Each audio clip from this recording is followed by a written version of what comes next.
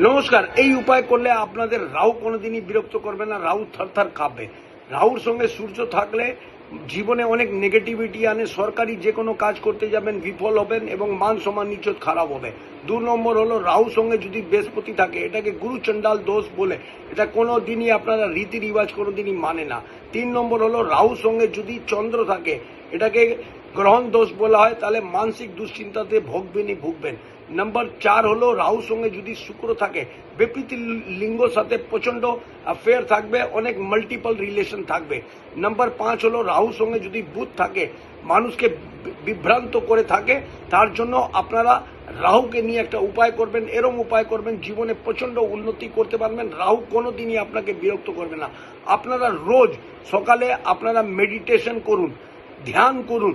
সকাল থেকে 10টা মিনিট থেকে 15 মিনিট আপনারা যদি ধ্যান করেন, জীবনে কোনো দিনই দুঃখ, কষ্ট, দারিদ্রতা আসবে না।